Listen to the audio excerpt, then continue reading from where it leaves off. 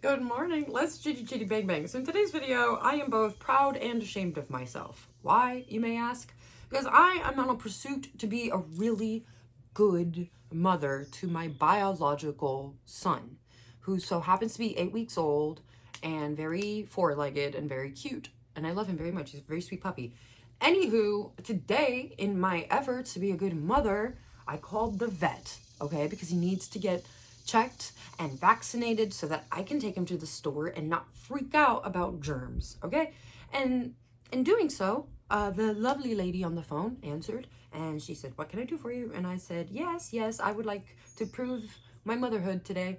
And she said, "Not a problem. What is your son's name?" And I, with my chest, proceeded to tell this woman that his name is Barack Obama. And she was gracious about it, and then we moved on up until the point where she said, "Okay, cool. What color is he?" And I said black. And then there was a pause, and then that pause made me realize, like, is there a problem here, you know?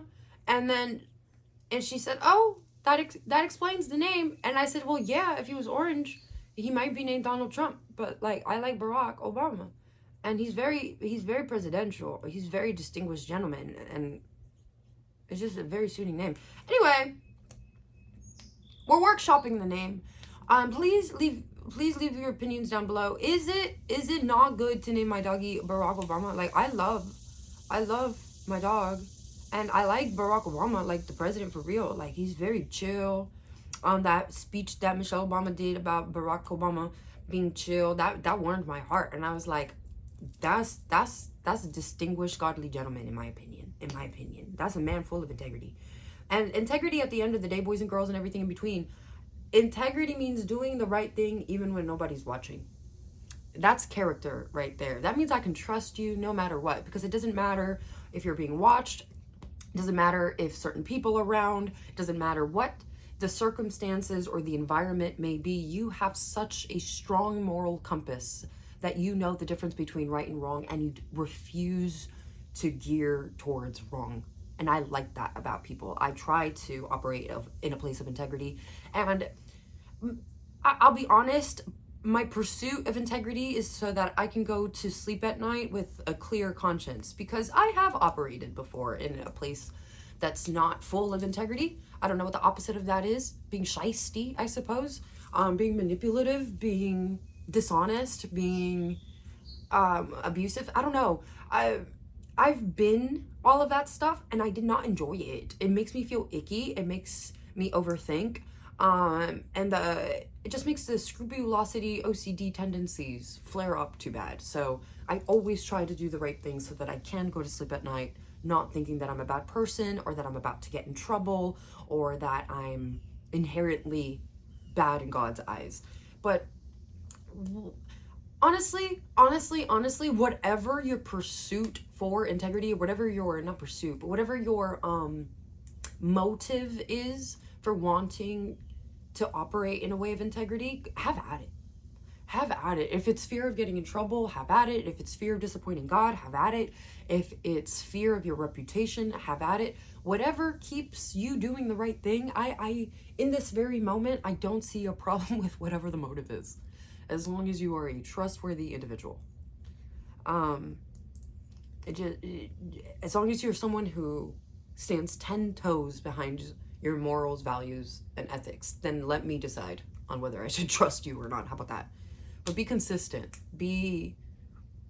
Find your definition of good and bad, and stick to good. Do it so often that people see you and know without a shadow of a doubt what you would think, what you would do, no matter how hard the decision is. Because sometimes making the hard decision or the nasty decision is really hard. Sometimes making the right decision is really hard, you know? Operate in a place of integrity. Over time, though, the more you do good things, you build confidence, and you don't have to prove to yourself that you're a good person anymore. You have enough data to support the fact. You have enough data to support the fact that you are indeed a good person. But by that I mean, at first, if, for example, in my case, I am deathly afraid of disappointing God. And I am doing it all of the time. And so I am constantly scared that I'm disappointing God. And so I do things in an effort to not disappoint God. One of them may be gossiping. That's a big one for me right now. I feel a lot of conviction over gossiping. And cussing. Cussing has been another one that I felt a lot of conviction over lately. And so over time, I mean, at the beginning, I have to tell myself, like, hey, don't gossip. And at first, it's, I'm so scared of disappointing God. I'm so scared of disappointing God. He's going to be so mad at me if I disappoint him. And so many bad things are going to happen because I did such a bad sin, and this is all my fault, and blah, blah, blah.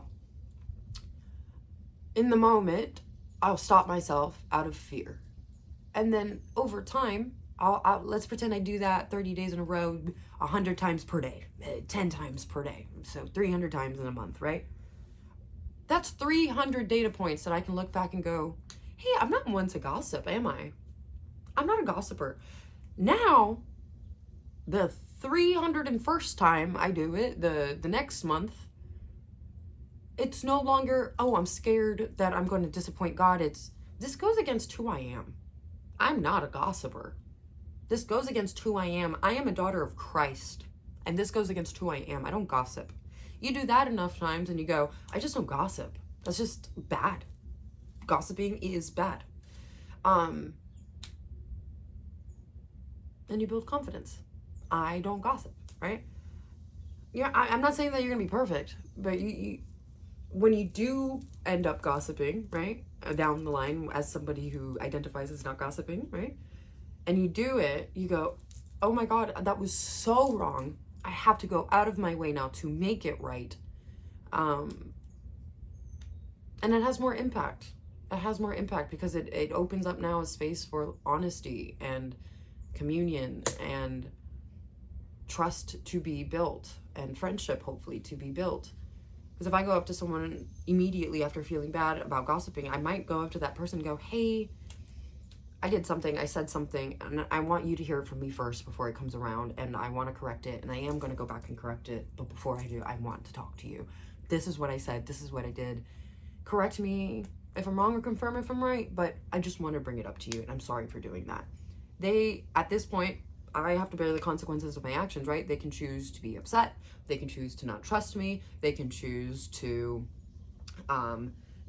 retaliate. They can choose to be vengeful. They can choose to let it go. They can choose to not care. They can choose to be dismissive. They can do with my information what they want. But I at least was able to try to make amends for poor behavior, which is leaps and bounds from what would have happened 3 months ago, which is just, I'm so sorry, my bad, I keep doing it. Oh my God, I'm so sorry, my bad, I keep doing it. Oh my God, you build confidence over time. There's a learning curve to confidence. There's a learning curve to faith. There's a learning curve to fruit. You don't just plant a seed today and then have a fruit tomorrow. It takes time. You got to nurture it. You got to show up for it over and over and do monotonous things and not see progress over and over until you finally do.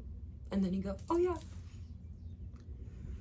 But yeah, I gotta go take Obama to the vet. So, bye guys.